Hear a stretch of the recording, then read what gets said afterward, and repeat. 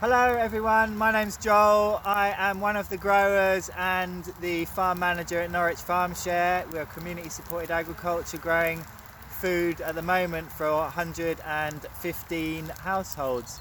I'm going to talk to you about soil. Without it, it would be very hard to feed ourselves, and it's massively misunderstood. There's a huge amount of research now going into studying soil. So I'm going to talk about a few things which I've been learning about recently and about some of the practices we use here to try and build the best soil possible. So we are organic, which means we don't use chemicals. For the last 50 years or so, farmers have been encouraged by chemical companies and often governments to use pesticides to kill life forms which are eating crops, to fertilize crops to try and make them grow bigger and faster, to use herbicides to kill weeds which might be competing with the plants. And that had some very significant short-term gains, but what we're learning now is that those chemicals had a massively negative impact on the environment when it gets into the water, but fundamentally, which we're only really now starting to understand, on the soil. So a lot of people may have chosen to buy organic because of the benefits to their health. They don't want to be eating food with chemicals, but the impact of those chemicals on the soil is probably more important. So soil is a very diverse substrate. It's made of a mixture of sand and organic matter, so plants that have rotted down, and silt, and there's lots of minerals from the bedrock, which, depending on the depth of your soil, the bedrock may be 2 inches down or it may be 10 meters down, and obviously that's broken down over thousands of years, and as it breaks down, those minerals are released into the soil. The organic matter part of soil is really, really important for lots of different reasons. It holds on to water, so the more organic matter you've got in your soil, the less you have to irrigate, and obviously with the threat of climate change and very changeable weather, not being able to rely on rainfall so much, having soil that is better at absorbing and holding on to water means we don't have to rely on irrigation so much. The organic matter also holds on to minerals, so due to the positive and negative charges on the organic matter at a very microscopic level, it will hold on to different nutrients, and the less organic matter you have, the less it's able to hold on to those nutrients. Organic matter is also a source of, or a storage of, carbon, and the more carbon we can get into the soil, the less there is in the atmosphere, which is good for reducing the impacts of climate change. So the new understanding about soil, which we're starting to gather now from more research based on soil, because strangely soil was ignored for many, many years, and all these chemicals were being put on soil. We didn't even know the damage that was causing. But soil is full of biological life, and what people are starting to suggest now is that there are enough minerals, enough nutrients in the soil for plants to be extremely healthy. And the soil is also full of microbes, with very small organisms, which could be bacteria, it could be fungi, slightly bigger organisms like worms, beetles, etc. But the fungi and the bacteria are absolutely crucial. And when you start looking at the soil on a microscopic level, the things that scientists are starting to see now are incredible. And all of those chemicals I talked about earlier kill all of that life, basically. They either exterminate it, or they make the conditions in the soil too acidic or uninhabitable for those microbes to live in. And so you have a very sterile soil. It might not look any different, but there might not be any life in it. And what those bacteria and fungi do is, and there are millions of different varieties of them, so they're all doing different things, is they break down the organic matter and the rocks and the minerals in the soil and make them available for plants. And some of those microbes have a very specific relationship with different types of plants, which means that to have healthy soil, you want a big diversity of plants, because all those different plants are going to be affecting the soil in different ways. That's one of the reasons we add organic matter to the soil, because it One, it's taking carbon into the soil, and it's also providing a substrate, nutrients for that biological life. So we're trying to feed that biological life. So whereas conventional or mainstream or industrial farming for the last 50 years has been about exterminating all other life to try and create these crops that look really healthy or look like they're huge or whatever,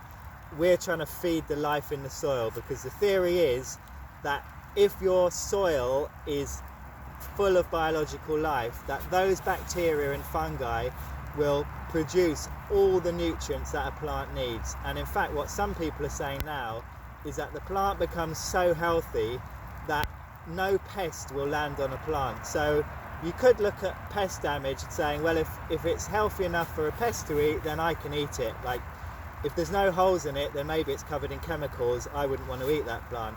But actually, another way of looking at it is to say, if that plant is sick enough that a caterpillar or whatever is eating it, then it's not healthy, and I shouldn't. If it's good for the pest, then it's not good for me.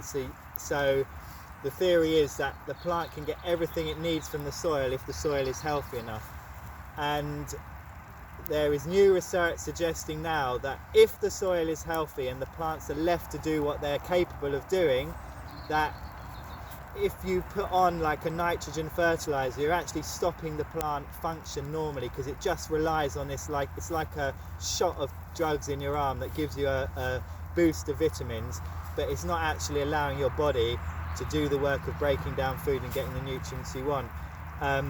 And what plants can do is produce chemicals from their roots which encourage a certain community dynamic of microbes in the soil, which will break down the nutrients that they need. So if some of these leeks are short of boron or calcium, they could produce a chemical which attracts the bacteria and fungi, which break down the minerals and the organic matter in the soil to produce the calcium or boron that leek needs. So the theory is that they're capable of creating the right environment to make themselves as healthy as possible. And another thing that they appear to be doing, which has come out in new research, is their roots are able to ingest very small microbes like protozoa from the soil, take them into the sort of very thin layer of the roots at the tip of the roots, and break down the bits of the protozoa that they need, and then excrete the bits that they don't need. So there's all this stuff going on in the soil which is an indication of a healthy soil, and that's one of the reasons why when we take crops out, we tend to always leave the roots in, unless it's a weed like grass or nettles that we don't want because it gets in the way of cultivating efficiently. We cut, especially brassicas, we might cut them off at the base, and the roots will continue to excrete these good chemicals into the soil which are feeding the biological life. If you've got bare soil all winter, the biology just leaves because there's nothing for it in the soil, and if you can have living plants in the soil all winter, it's feeding the biology all winter, which is great for the soil. So our aim is to not disturb the soil as much as possible, because that disturbs the biological life. If you turn over the soil like a traditional plough on a tractor would do, you're kind of oxidizing everything in the soil. You're burning it up because it's exposed to the air, and you're losing the organic matter, which is the food for the biological life. You're destroying the passageways of the worms. You're just making life harder for the biology, and it's also not necessary. So you're doing all that extra work for nothing, really. So we try and get rid of the weeds by hoeing, which only disturbs the top layer of the soil. We add organic matter, we leave living roots in the soil, and the great thing about having a bed system is every year there'll be different plants in the soil, so they'll all be putting these different chemicals into the soil through their roots, these sugars which feed the biological life. So those are some basics about trying to look after soil and build healthy soil. There's loads of books sort of coming out now. I can show you a couple in a minute.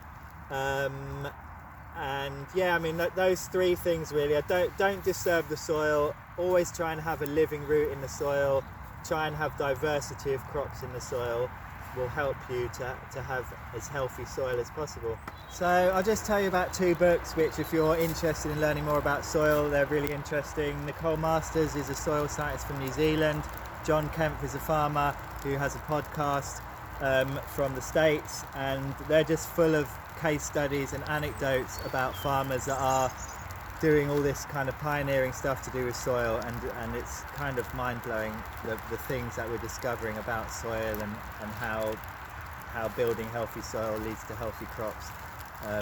And one of those factors is that how the nutrient content of crops goes up when the soil is healthy. So two leeks that look exactly the same, one will be way better for you than the other because the soil is healthier, and then trying to see if that actually has an impact on human health.